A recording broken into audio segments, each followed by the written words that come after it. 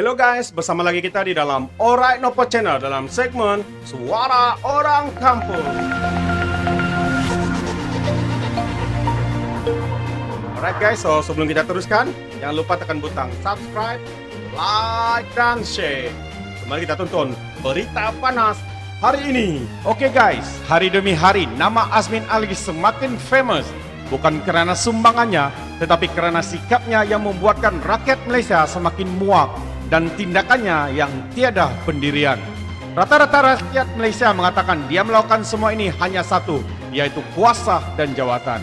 Sejak dari memegang jawatan sebagai Menteri Ekonomi di Kerajaan Pakatan Harapan dan Menteri MITI di Kerajaan Perikatan Nasional, sekarang ini tiada langsung sumbangan signifikan yang dapat dilihat selain beliau mengiktiraf dirinya sendiri sebagai ikon terbaik MITI. Beliau sepertinya sanggup menjilat ludahnya sendiri apabila dia mengatakan PH gagal memerintah, sedangkan pada masa itu dia adalah menteri yang bertanggung jawab dalam pertumbuhan ekonomi Malaysia. Hari ini kita mendengar desakan supaya Azmin Ali meletak jawatan atau dipecat oleh PM Muhyiddin Yassin kerana kegagalannya. Dengan itu, mari kita ikuti ulasan berita dari Ketua Penerangan Angkatan Muda Keadilan Sabah, Razif Rakimin, 31 Januari 2021. Menteri Kanan merangkap Menteri Perdagangan Antarabangsa dan Industri, Datuk Seri Mohamed Azmin Ali, didakwa gagal sebagai menteri walaupun sudah berkhidmat dalam dua kerajaan berbeza. Ketua Penerangan Angkatan Muda Keadilan Sabah, Razif Rakimin berkata, Mohamed Azmin perlu meletak jawatan atau Perdana Menteri Tan Sri Muhyiddin Yassin perlu memecat beliau. Menurutnya, hanya dua cara itu saja dapat dilakukan supaya Kerajaan Perikatan Nasional dapat memulihkan semula ekonomi negara ketika ini. Azmin Ali perlu digantikan dengan seorang yang lebih mementingkan ekonomi negara berbanding dengan agenda pribadi, katanya dalam satu kenyataan hari ini.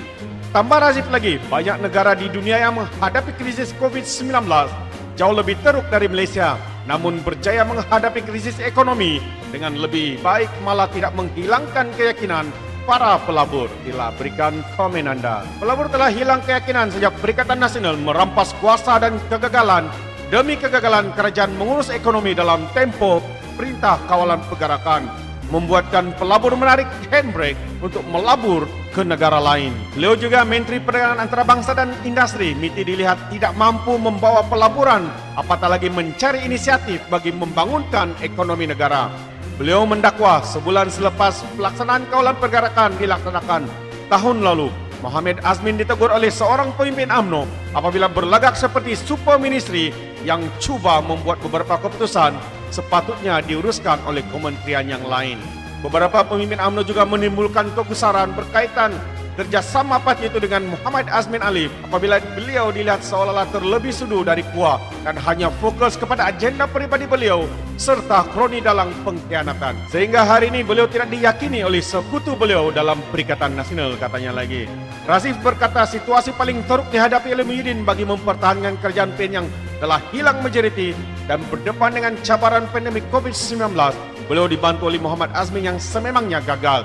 Ini menjadikan pentadbiran beliau dilihat semakin teruk bukan sahaja di mata rakyat, malah di mata pelabur di negara-negara luar, katanya lagi.